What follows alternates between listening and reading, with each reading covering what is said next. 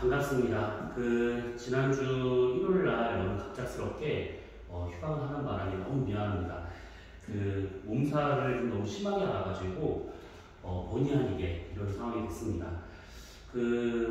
오늘 우리가 이제 이 문제 풀이를 하기 전에 잠깐 이제 얘기를 좀 하고 넘어가자면 지난 일요일부터 본격적으로 시험 대비가 들어갔었어야 될 상황인데 우리가 그때 이제 제 개인적인 사정으로 이제 하지 못했잖아요. 그래서 이제 그때 이제 얘기를 하려고 했던 것 같았는데 뭐였냐면 우선은 이번 주하고 다음 주하고 늦으면 다음 주까지 그러니까 한 2, 3주에 걸쳐가지고 우리가 지금 했었던 내용들 중에서 시험 범위에 들어가고 있는 유체지구 이 부분에 대한 내용 정리를 싹 다 하고 난 다음에 시험 보기 한 2주 전부터 해가지고 기출문제하고 그 다음에 예상문제를 이제 풀면서 이렇게 정리하는 방향을 갈 겁니다. 그래서 저번 주 일요일 날 학원 데스크 옆에다가 프린트물을 이렇게 갖다 놨었는데 그 프린트물을 이제 한 부씩 다 가져갔을 거다라고 생각이 들고 그것을 이번 주 일요일까지 다 풀어놓은 것이 아니고 1, 2, 3번 중에서 1번은 다 풀어오셔야 됩니다. 근데 그 중에서 오늘 1번 프린트물에 대한 2점짜리만 우선 한번 쭉 정리하고 나머지 3점짜리에 관련된 것들 1번 프린트물에 3점짜리에 관련된 것들만 이번 주 일요일까지 풀어오시면 된다라고 생각하시면 될 것 같아요. 자, 그러면 우리가 지난 겨울방학 동안 했었던 그 내용들을 정리할 겸 이제 우리가 알아둬야 될 공식들, 그 다음에 그래프에서 어떻게 할 것인가 요거에 대한 것들을 좀 할 거기 때문에 좀 이걸 만약에 처음 들으시는 분이라면 좀 꼼꼼하게 정리를 좀 하면서 들으실 필요가 있을 것 같아요. 자, 프린트물 1번입니다. 자, 프린트물 1번. 자, 여기에서 우리가 2점짜리에 관련된 것들을 한번 쭉 풀어볼 건데 어차피 해양하고 그 다음에 데이터에 관련된 것만 이번에 시험 범위에 들어가기 때문에 그런 것들만 잘 정리하시면 될 것 같아요. 자, 우선은 1번 문제. 자, 47페이지 첫 페이지죠. 거기에 1번 문제라고 되어 있는 요 앞에 지금 띄우는 요 그림을 먼저 보시면 될 것 같습니다. 자, 우선은 지금 1번을 보시게 되면 여기 있을 거예요. 여기 있을 것인데 그림은 수면 아래 어떤 지점에서 물 덩어리래요. 우리가 물 덩어리를 수괴라고 하고 있는 것들이죠. 시험지에서 이런 용어가 나오면 이게 무슨 소리가 싶지 말고 물 덩어리라고 생각하시면 돼요. 그래서 압력 P1과 2를 나타내는 것들이다 라고 되어 있는데 보니까 여기 이 물 덩어리에 대해서 얘가 지금 위에서 누르는 수압과 밑에서 받쳐 올리는 수압 두 가지로 지금 이렇게 표현되고 있더라 이 얘기입니다. 자, 근데 지금 조건을 보니까 깊이에 따른 물의 밀도는 일정하고 그 다음에 덩어리의 위아래 방향에 움직임 없다. 자, 우선은 이 말이 다른 말로 뭐냐면 정역학 평형 상태라고 볼 수가 있는 것이죠.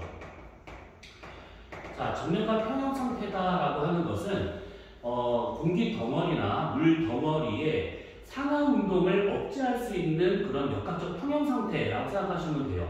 그러면 이 얘기는 결국 뭐냐면 이 물 덩어리에 작용하는 힘, 그러니까 수평 방향으로 작용하는 힘 말고 상하로 작용하고 있는 이 힘에 대한 것을 우리 따져본다 치면 먼저 이 물 덩어리도 질량을 갖고 있을 거기 때문에 밑으로 계속 잡아당기려고 하는 중력이 작용하고 있을 겁니다.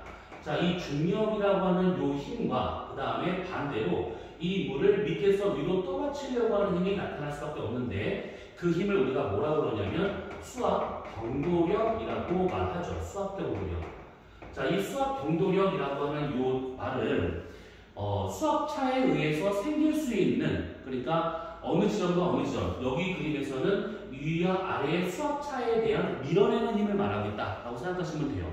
그럼 이게 무슨 말이냐? 수압 경도력을 우리가 보통 생각할 때는 고수압에서 저수압을 뺀 것만큼 그러니까 좀 유시하게 표현이 되면 델타 P만큼을 우리가 수압 경도력이라고 할 수가 있는 것들인데 이때 수압 경도력이 고수압, 저수압이 어딘가를 따져본다면 당연히 밑에가 지금 수압이 더 높은 상태가 될 겁니다. 그래서 여기가 고수압이 될 것이고 여기가 저수압이 되더라. 그럼 여기서 말하는 델타 P라고 하는 이것은 결국 뭐냐면 P2에서 P1을 뺀 것만큼의 이 힘으로 나타날 거다 이 얘기죠. 그러면 결국은 여기서 말하는 이 힘과 그 다음에 잡아당긴 이 힘, 중력이 서로 같은 상태가 된다면 얘는 위로도 아래로도 갈 수 없는 그런 정력화 평형 상태가 될 것이다. 이렇게 우리가 판단할 수가 있는 겁니다. 단 여기서 정력화 평형 상태다라고 했었을 때는 상하 운동이 없는 상태를 말하는 것이지 수평 방향의 운동이 없다 이 뜻이 아니에요. 자, 그러면 기억 P1은 P2보다 클 것이다. 아니죠.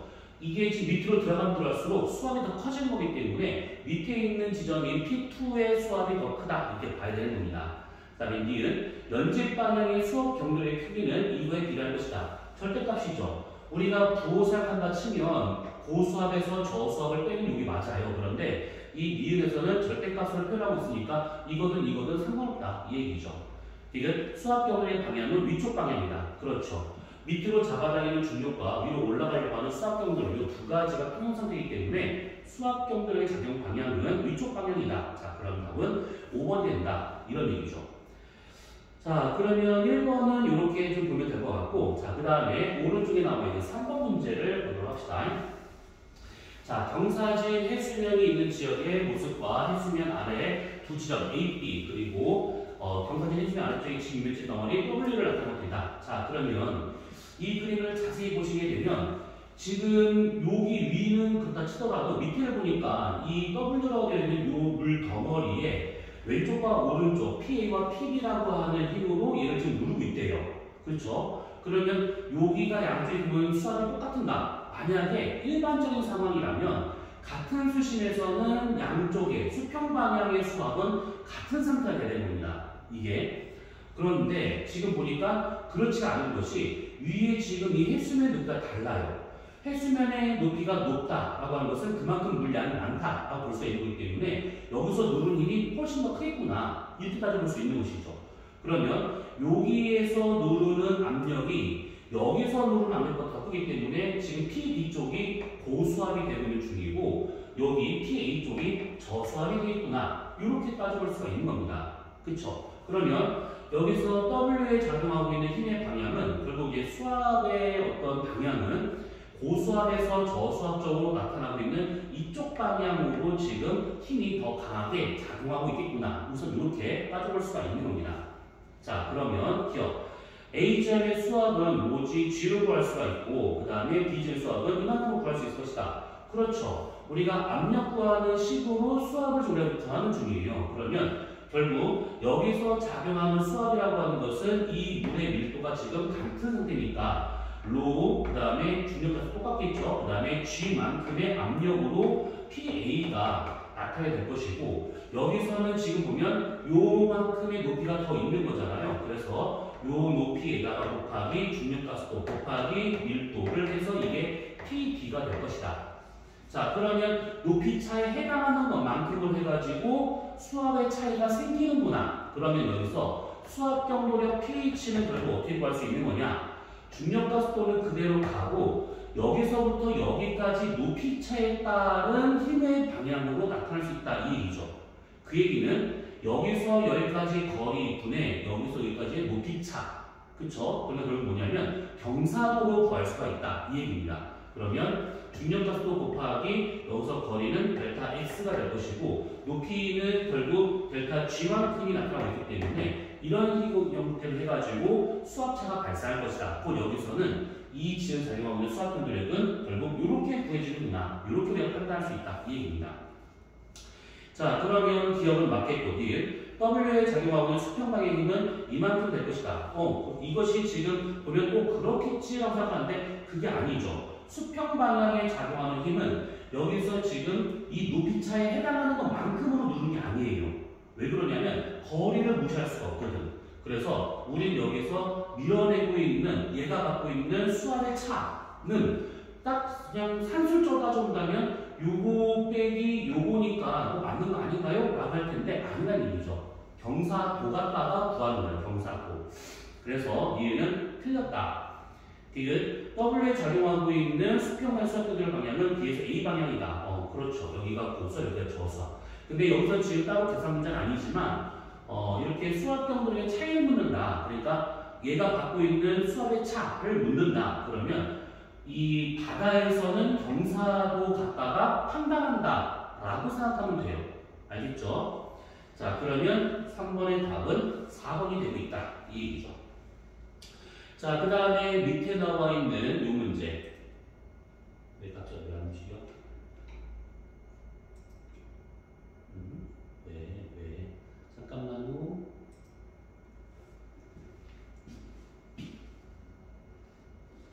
딱 거기만 지나가네. 그림을 보고 싶은데. 그렇지. 잘렸네요.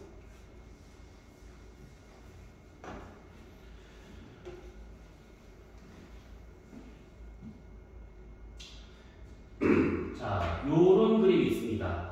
자, 이거 우리가 몇 차례 설명을 했었던 그 그림이죠. 전향력에 관련된 그 그림인데, 이거는 뭐 여기 지금 문제에서는 이제 방향에 대한 것만 우리가 따져보면 될 것들인데, 우선은 이제 우리가 전향력 C5와 같은 경우에는 공식이 있는 거 이거 기억하고 있어야 됩니다. 이 mv 오메가 사인 세타로 보일 수 있다는 거.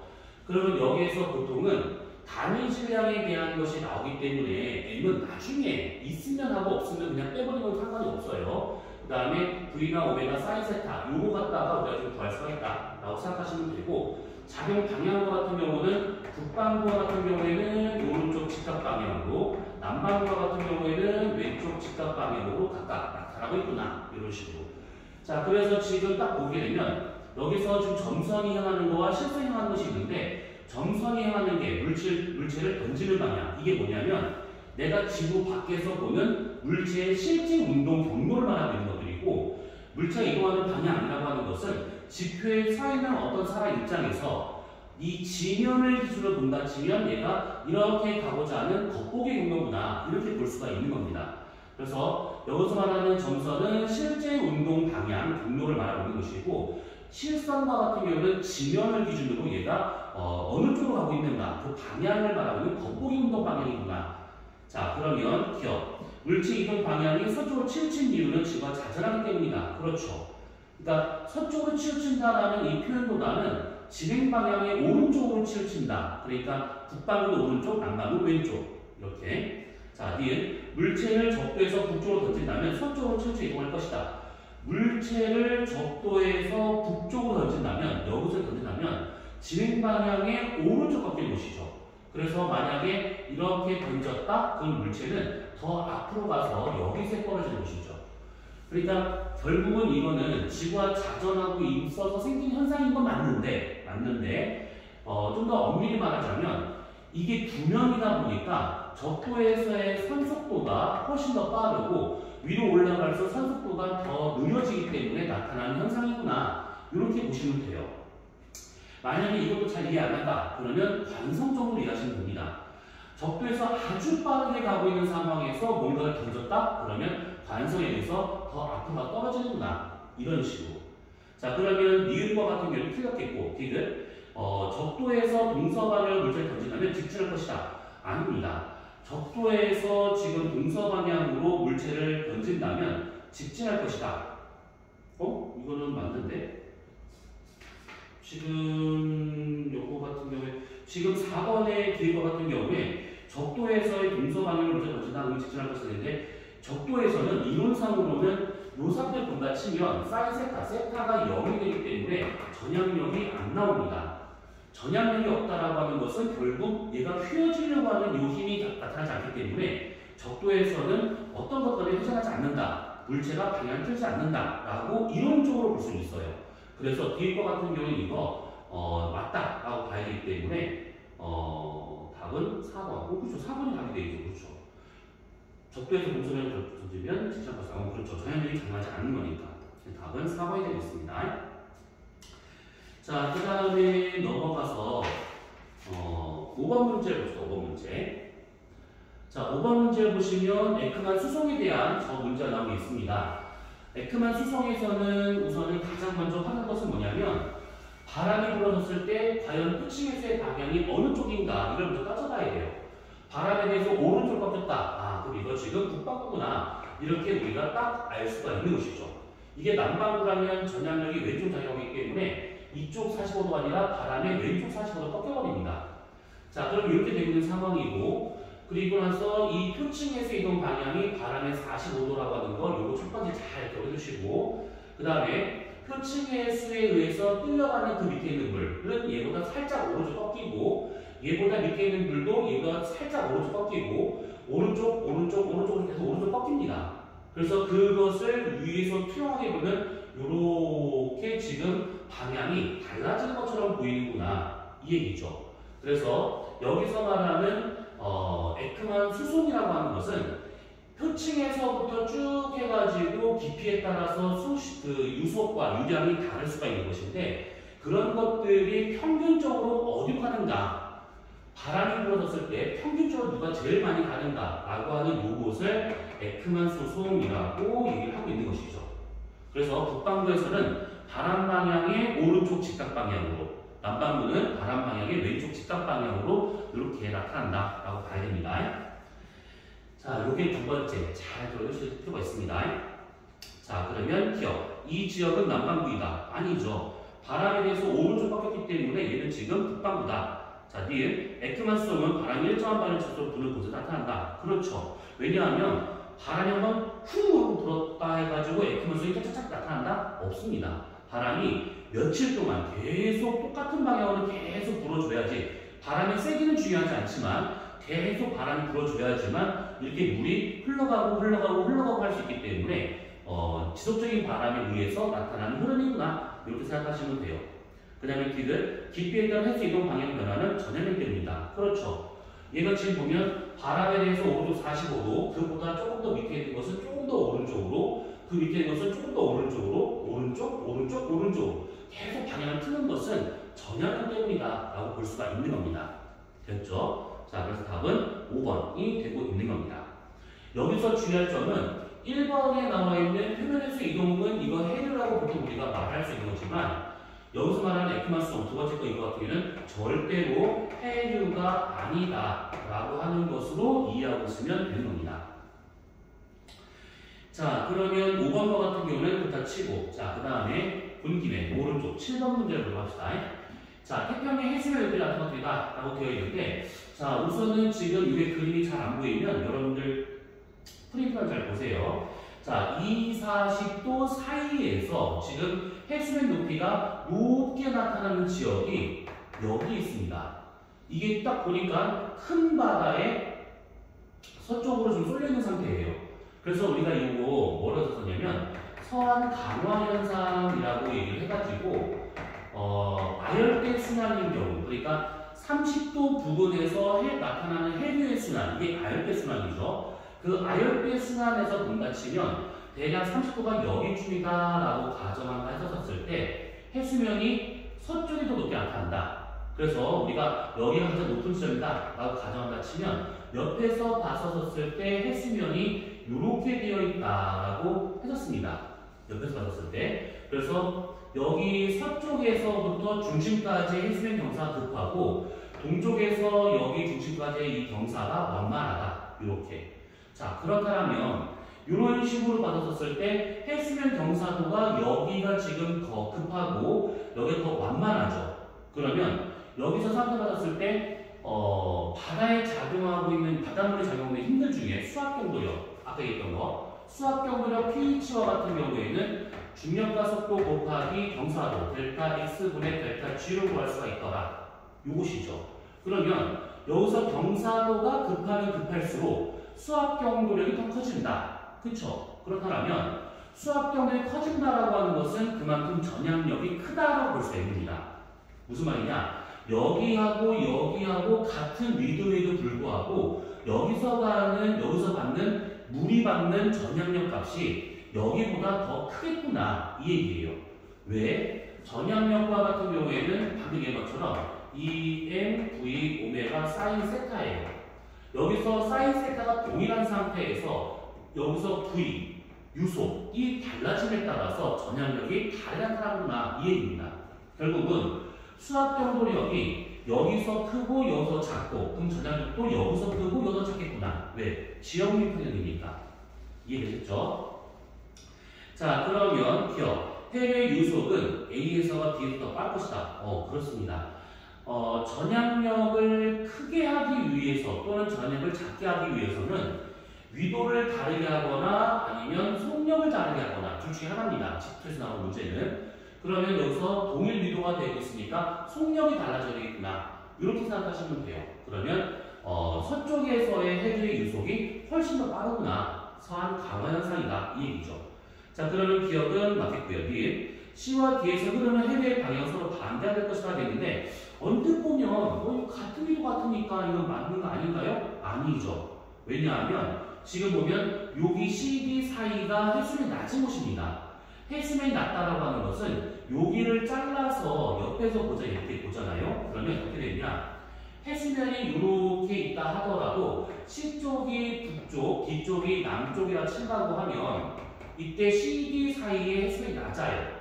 그 말은 뭐냐면 CD의 해수면이 이렇게 높게 나타나고 있구나 이 뜻이죠.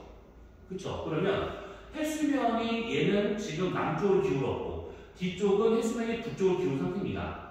그러면 수압 경도력은 당연히 얘는 여기서 높은 데 낮은 쪽으로 작용하고 있는 것이고 여기서 수압 경도력은 높은 낮은 쪽으로 작용하더라. 수압 경도력의 작용 방향이 서로 반대가 되고 있습니다. 그 얘기는 전향력이 서로 반대로 작용한다는 뜻이고 그 얘기는 흘러가는 방향이 서로 반대가 되고 있다. 이 뜻이에요. 어떻게? 여기서 높은 데서 이렇게 내려가려고 하다가 오른쪽, 이걸 왜 보는 게 높은 라인 헷갈리니까. 이렇게 본다 치면, 이렇게. 그러면 여기 C에서, 여기 뭐라고 합시다. C에서 O까지는 수압 경도력이 지금 이쪽으로 작용하는 중이죠. 이쪽 방향으로 이렇게. 수압 경도력이. D에서 O까지는 수압 경도력이 이쪽으로 작용하는 게 중요해요. 그러면 전향력이 작용하는 방향이 어느 쪽이냐? 진행 방향 오른쪽으로 이렇게 작용하고 있고 얘도 지금 북반구잖아요. 북반구. 그러면 얘도 진행 방향 오른쪽으로 작용하고 있구나. 그러면 여기서 지역융화 같은 경우는 이거에 의해서 이렇게 가고자 하는 해류로 여기서 내려가는 이 방향으로 이렇게 해류가 나타나겠구나. 그쵸? 그러면 여기 OD 사이에서는 이쪽으로 가는 해류가 OC 사이에서는 일로 가는 해류가 나타나는구나 이 뜻입니다. 그러면 우리가 지금 북남을 잘라서 본 단면이기 때문에 동에서 서방향이죠. 동에서 서방향으로 나타나고 있다라고 하는 것은 결국 뭐냐면 얘가 지금 무역풍이다. 그러니까 북쪽도 해류다라고 볼 수 있는 것이고 반대로 하고 있는 얘가 저도 반류다 이렇게 볼 수 있는 겁니다. 지금 해류 이름을 말하고 있는데 해류 이름은 중요하지 않아요. 가는 방향만 잘 봐주시면 돼요. 지금 동에서 여기가 남, 북, 여기가 동, 서. 이 해류는 동에서 서방향으로 가고 있는 해류고 여기는 해류는 서에서 동으로 가는 해류구나. 이렇게 해류가 반대로 나타나고 있다. 이렇게만 알고 있으면 되는 겁니다. 그러니까 여기서의 키포인트는 뭐냐면 해수면에 기울어진 방향이 CD가 서로 다르다, 반대다. 요게 더 중요한 겁니다. 됐죠? 자, 그 다음에 디귿. 뒤에서 흐르는 해류의 작용을 수압되는 방향은 남쪽 방향이 될 것이다. 되어 있는데 뒤에서 흐르고 있는 수압되는 방향은 이쪽 방향으로 작용하고 있습니다. 이쪽 방향, 북쪽 방향으로. 그래서 답은 3번이다. 이런 얘기죠. 비슷한 문제로 지금 6번 문제가 좀 그런 경우예요. 6번에 나와 있는 지금 이 문제 지형을 평형을 지금 말하고 있는 겁니다. 자, 한쪽은 수압이 높은 곳이고 한쪽은 수압이 낮은 곳이래요. 그러면 수압 경도력의 작용 방향은 당연히 높은 데서 낮은 쪽으로 이쪽 방향의 수압 경도력이 나타나는구나. 그러면 처음에 이 힘으로 얘가 여기서 움직였다 하더라도 움직이자마자 바로 전향력을 받기 때문에 오른쪽으로 꺾여서 나중에는 이렇게 지형력이 나타난다. 그럼 여기서 이쪽으로 작용하고 있는 수압 경도력과 진행 방향 오른쪽으로 작용하고 있는 전향력이 서로 같은 상태가 돼서 한쪽을 치우치지 않고 이대로 가는 해류가 나타난다. 이런 의미죠. 이해되셨죠? 자, 그래서 얘와 같은 경우에는 이런 식으로 해가지고 지형의 평형의 형태를 봐주시면 될 것 같고 여기서는 그 되게 원초적인 질문은 지형류의 유속을 묻는 것. 대기에서는 지균풍이라고 하는 것이 있죠. 같은 원리로 해서. 그래서 지균풍의 풍속, 지형류의 유속, 이거 구하는 방법은 아주 간단하다 알았던 거. 기억나시죠? 그래서 만약에 우리가 지역류나 직용품을 우리가 경도력을 pH라고 보고 로분의 1 곱하기 델타 H분의 델타 P로 구해진다 라고 친다고 하면 요거 직용품에서 다시 한번 얘기할 그 공식입니다. 그 기압동도력 구하는 공식이죠. 근데 기압동도력이나 수압동도력이랑 어차피 똑같습니다. 구하는 방법은. 다만 수압동도력은 경사도라고 하는 거 면에서 구할 수 있는 공식이 하나 더 있다. 이렇게 생각하시면 돼요. 이것과 그 다음에 전향력 EMV 오메가 사인 세타가 이게 지금 같은 거다 라고 놓고 보시면 되는 겁니다. 그래서 다 정리하면 돼요. 뭐에 관해서? V에 관해서. 그러면 V에 관해서 다 정리한다는 것은 얘만 남겨놓고 전부 다 넘긴다 이 얘기죠. 그러면 이걸 우리가 다 할 필요 없이 결국은 이 풍속 또는 유속과 같은 경우는 다른 건 다 됐고 다 됐습니다. 다 됐고 여기서 사인 세타의 방비례하는구나. 요것만 잘 넣었으면 돼요. 실제로 이것을 대입을 해서 유속이나 풍속을 구합니다. 그런데 그런 문제가 아니라 만약에 대소관계를 비교한 거다. 그러면 사인 세타의 방비례하겠다. 다시 말하면 위도가 낮으면 낮을수록 흐르는 속도가 훨씬 더 빨라지는구나. 이렇게 이해하시면 돼요. 아셨죠? 자, 그러면 그 뒤에 나와 있는 것들은 이렇게만 정리하도록 합시다. 자, 그 뒤에 나와 있는 3점짜리 이렇게 해서 열심히 풀어보시면 될 것 같습니다. 자, 그러면 넘어가서 55페이지. 자, 55페이지를 보시면 지금 여기 보시면 지금 요거 있어요. 해파가 나오고 있는데 해파에서 지금 요 공식 있죠. 심해파를 구하는 공식 2파이분의 GL, 그 다음에 천해파를 구하는 공식 GH가 되고 있다는 거. 이거 대입해서 직접 문제를 풀 수도 있습니다. 그러니까 이 공식은 꼭 기억을 해주셔야 되는데 그것도 그거지만 보통 이제 나온다라고 하게 되면 직접 유속을 어떤 그 파의 속력을 구한다기보다는 누가 더 빠른 것인가, 여기서는 어느 해파로 진행할 것인가 이런 식으로 질문을 잘 하게 돼요. 그래서 여기서는 간단히 분간치면 결국 심해파의 유속은 여기다 봅시다. 심해파의 유속과 같은 경우에는 여기서 2파이분의 GL로 구할 수가 있는 것인데 결국 파장 제곱근에 비례하는 값이구나. 이렇게 생각하시면 되고 그 다음에 천해파의 속력과 같은 경우에는 여기서 GH로 구할 수 있는 것인데 결국 그냥 이렇게 H, 수심 제곱근으로 구할 수가 있구나. 이겁니다. 그래서 심해파와 같은 경우에는 파장에 비례하는 속력을 천해파는 수심에 비례하는 속력을 갖고 있구나. 이렇게 생각하시면 돼요. 그 다음에 밑에 보시면 이게 뭐 해일도 나오고 왜 또 안 움직여? 해일 폭풍해도 나올 것이고 그 다음에 넘어가면 지진해일 나올 것인데 지진해일과 같은 경우에는 다른 생각하지 말고 지진해일은 파장이 워낙 길어요. 파장이 얘가 좀 작게 잡으면 한 100km, 좀 너무 길다 그러면 한 250km. 그러면 이게 100km라고 하더라도 파장의 2분의 1보다 깊은 수심이면 우리가 심해파를 하잖아요. 그러면 100km에 대한 2분의 1이 되겠다는 것은 결국 50km의 수심보다 깊은 바다일 때가 얘가 심해파가 된다 이 얘기예요. 그런데 얘 같은 경우에는 파장이 워낙 길다 보니까 50km 이상 되는 바다가 지구에 없잖아요. 그렇기 때문에 지진해일은 무조건 천해파다 이렇게 알고 문제를 푸시면 되는 겁니다. 따로 계산할 게 아니에요. 지진해일은 무조건 천해파가 되고 있다. 이런 식으로 보시면 될 것 같고 그 다음에 여기 나와 있는 요거 특히 요 놈을 잘 기억해주십니다. 요거 기조력 T와 같은 경우에는 거리 상승에는 반비례하고 있고 질량에 대해서는 비례하고 있는 겁니다. 그래서 우리가 다시 또 적어보자면 기조력 T와 같은 경우에는 결국 거리 상승에 대해서는 반비례하고 있고 질량에 대해서는 비례하고 있는 값이구나. 그래서 태양의 질량이 달보다 월등히 크지만 달과의 거리가 훨씬 더 가깝기 때문에 지구에서의 기조력은 달이 태양보다 2배 정도 나타나고 있구나. 이런 식으로 알고 있으면 되는 겁니다. 자, 그러면 지금 여기 몇 페이지냐? 55페이지. 자, 2점짜리 문제를 보도록 합시다. 자, 여기를 보시게 되면 바람에 의해서 해파가 발생하는 시간도 나온 것이 있고 쭉 있습니다. 자, 우선은 2번을 먼저 봅시다. 2번. 자, 2번을 보시게 되면 해파 모양에 따른 것들이 다 되어 있는데, 자, 지금 보시면 여기가 수심이 깊은 곳, 수심이 얕은 곳이에요. 그러니까 여기가 지금 육지 쪽이구나 이렇게 알 수 있다는 얘기죠. 그리고 바람이 불어가지고 끝이 이렇게 뾰족하게 나타날 수 있는 이런 형태의 해파를 우리가 풍랑이라고 하죠. 풍랑. 그리고 이 풍랑들은 여러 바람들이 이렇게도 불었다 저렇게 불었다 막 불다가 바람이 세게 불게 된다고 그러면 그만큼 마찰력이 강해져야 하기 때문에 이 해파의 속력이 빨라집니다. 바람이 약하잖아요. 그러면 아무래도 해파 속력이 느려집니다.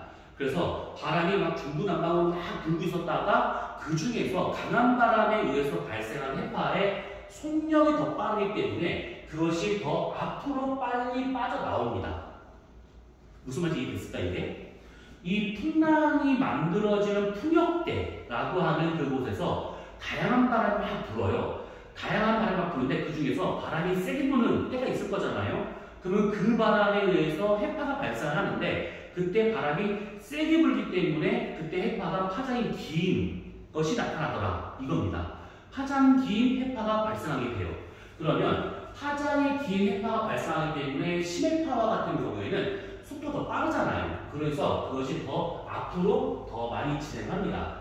그래서 진행을 해서 얘가 빠져나오면 풍역대에서 빠져나오게 되면 더 이상 얘를 미는 힘은 없지만 처음에 발생한 그 힘에 의해서 에너지는 전달되는 것이죠.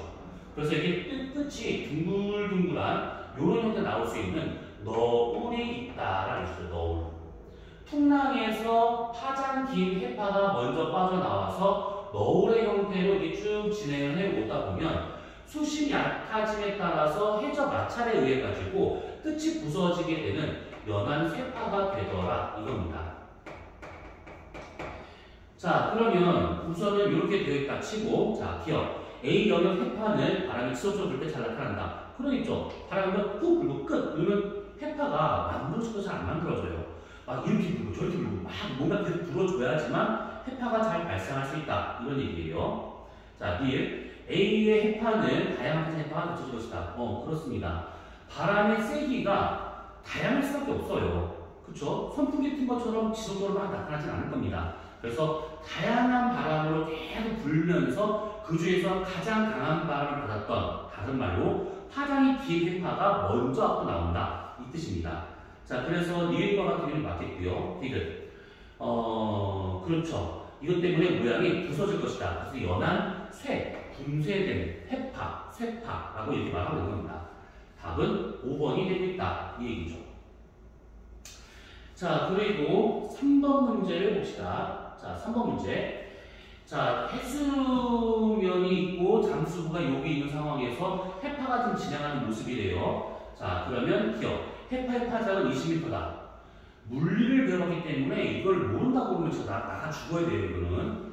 자, 마루에서 마루까지니까 20m. 파장 맞죠? 예, 해파의 파고는 200m 될 것이다. 그렇죠. 마루에서 골까지를 말하고 있으니까 그러겠고요. 그 다음에 디귿. 잠수부가 수심 15m에 있다면 해파의 움직임을 느낄 수 있을까 없을까라는 겁니다. 자, 그럼 이걸 따져보시면 돼요. 우리가 심해파냐 천해파냐라고 하는 것은 파장에 대해서 구분하는 것이죠. 파장을 만약에 수심이 이런 관계라면 파장의 2분의 1 수심이 파장의 2분의 1보다 더 깊으면 이거 심해파가 되는 것이죠. 만약에 수심이 파장의 20분의 1보다 더 얕으면 이거 천해파라고 말할 수 있는 겁니다. 그쵸? 자, 그렇다면 얘가 지금 파장이 20m가 되어 있으니까 그의 절반값이면 10m예요. 그쵸? 10m보다 깊은 15m에 있는 잠수부라면 얘는 지금 심해파의 형태로 가고 있구나 이 뜻이에요. 그쵸? 그렇다면 이 해파를 이 사람이 느낄 수 있을 것인가? 못 느끼죠.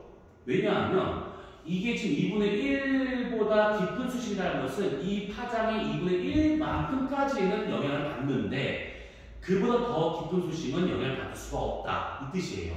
그러니까 무슨 말이냐면 20m잖아요. 그럼 평균 높이가 예를 들어서 만약에 여기다 평균 수면이 그럼 여기서부터 해서 10m 정도까지는 10m까지는 이 해파에 의해서 직접적 영향을 받는 곳이다 라고 볼 수가 있는 거예요. 여기까지. 써놨구나. 그러면 10m보다 더 깊은 곳이냐? 이 사람이 있는 곳이. 그러면 이 해파의 움직임은 이 사람이 느낄 수가 없는 곳이죠. 이해되셨죠? 그러니까 심해파라고 하는 것은 결국 파장이 길면 더 깊은 데까지 영향을 줄 수 있지만 파장이 짧으면 그 얕은 곳까지밖에 영향을 못 줘요. 그래서 얘가 지금 20m의 타자를 갖고 있으니까 기껏해야 10m까지는 영향을 준다. 이 뜻입니다. 됐죠? 자, 그러면 이게 맞기 때문에 답은 5번이 돼야겠죠. 됐죠? 자, 그 다음에 4번 문제는 됐고요. 자, 넘어가서 5번 문제를 봅시다. 자, 5번 문제를 보시면 요게 있을 겁니다. 자, 그림은 파장이 100m 해파가 해역을 전파되기 시작한 것을 한 겁니다.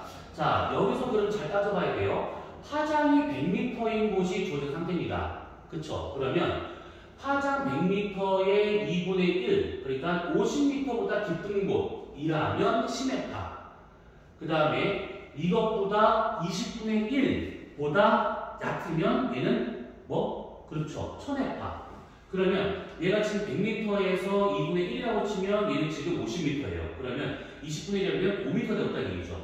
그래서 얘 같은 경우에는 지금 50m의 수심보다 깊으면 심해파다. 그 다음에 5m보다 수심이 얕으면 이거 천해파다. 이렇게 볼 수가 있는 겁니다. 자, 그러면 기억. 해파가 A를 지나는 순간부터 속력이 느려지기 시작할 것이다 되는데 A를 지나가는 순간부터 그러니까 뭐냐면 얘가 해저에 마찰이 되고 있는가, 해파가 해저의 바닥 요거와 부딪혀서 속력이 느려지는가, 다른 말로 천해파가 되었는가 이걸 묻는 것인데 아니죠. 50m의 수심까지는 얘가 우선 심해파입니다. 그럼 대략 눈대중으로 여기 이제 100m 수심이고 20m 수심이니까 대략 한 여기쯤이다 라고 가정합시다. 여기가 수심 50m이고 그러면 적어도 이 해파가 진행해서 여기까지는 심해파다 이렇게 볼 수가 있는 것이고 5m 대략 여기를 칩니다. 이렇게 여기서부터를 우리가 천해파다 이렇게 볼 수가 있다 이 뜻입니다. 여기가 5m라고 친다 하면 그럼 여기는 뭐예요? 여기는 전이파 또는 천이파라고 하는 심해파와 천해파의 중간지대의 파를 말하고 있는 것이죠. 자, 그러면 기억 심해파가 되고 있기 때문에 속력이 느려지는 지점은 여기가 아닙니다. B를 더 지나서 5m가 되어 있는 이 지점부터가 속력이 느려진다라고 봐야겠죠. 닐, 해파가 전파할 때 B 안의 해초는 해파 영향을 받아 흔들릴 것이다 되어 있는데 여기서 지금 50m를 지나고 나서부터는 여기가 심해파니까 해초에 닿지 않았다는 뜻이에요. 그런데 여기서부터 얘가 쭉 들어가잖아요. 그러면 전이파가 되면서 여기서부터가 천해파가 되고 있는데 그 얘기는 뭐냐면 해저에 해파가 닿았다는 뜻이에요. 해파가 해저에 닿았다. 그렇기 때문에 여기서의 이 해초는 흔들릴 수밖에 없다. 이 얘기죠. 이들 하고는 B의 속력을 바꿀 것이다. 그렇습니다.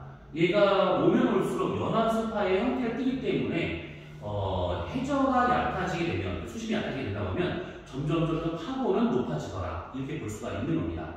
그래서 답은 5번이 되겠다 이런 얘기죠. 자, 그 다음에 밑에 나와 있는 6번 문제를 봅시다. 자, 6번 문제는 지금 국동 해안에서 발생한 지진에 대한 해파가 전파된 모습을 10분 간격으로 나타낸 것이다라고 되어 있습니다. 자, 우선은 지금 얼추 보면 진앙에서 A, B, C까지의 거리는 거의 비슷한 것 같아요. 거의. 그렇죠? 그리고 지금 보니까 여기서 지금 확실히 비슷하진 않겠네요. B보다 A는 더 머네. 그런데 지금 보니까 B의 도착 시간은 한 65초, A 도착 시간은 한 60초 되고 있는데 C도 마찬가지고. 자, 그러면 기억. 수심이 가장 얕은 곳은 A가 될 것이다. A가 지금 B보다 더 거리가 먼데도 불구하고 도착 시간이 더 빨라요. 그 말은 뭐냐면 진앙에서 여기로 지금 간 해파의 속도가 훨씬 더 빨랐다 이 얘기죠. B쪽으로 간 것보다는 더 빠르게 얘가 좀 진행했다 이 뜻입니다.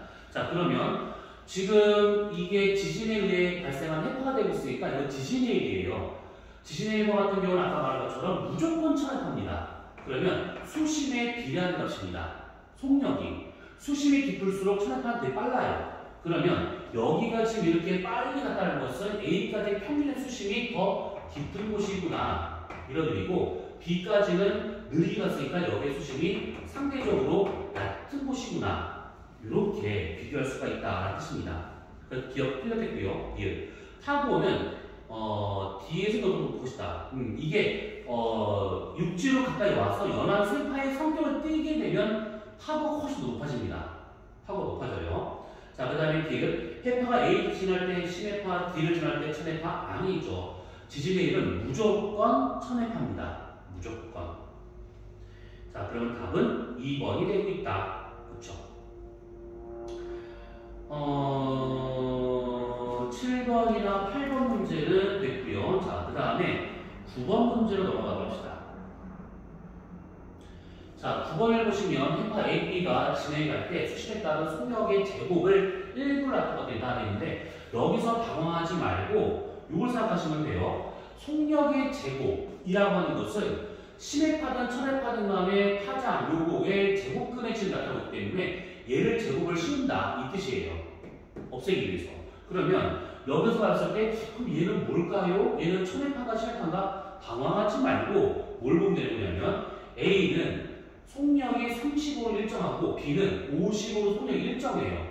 그쵸? 근데 보니까 수심이 10이든 30이든 50이든 간에 수심이 얕든 깊든 상관없이 A나 B나 둘 다 파장 이게 속력 변화가 없대요. 수심의 영향을 받지 않고 있는 해파구나 이거예요.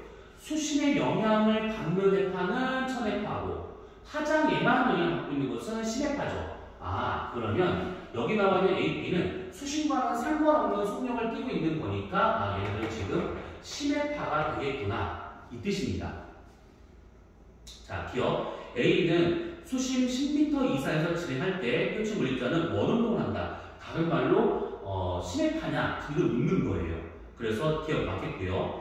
B는 A의 파장은 20m보다 짧을 것이다 되어 있는데 A의 파장이 20m보다 짧다라고 하는 것은 요걸 생각하시면 돼요.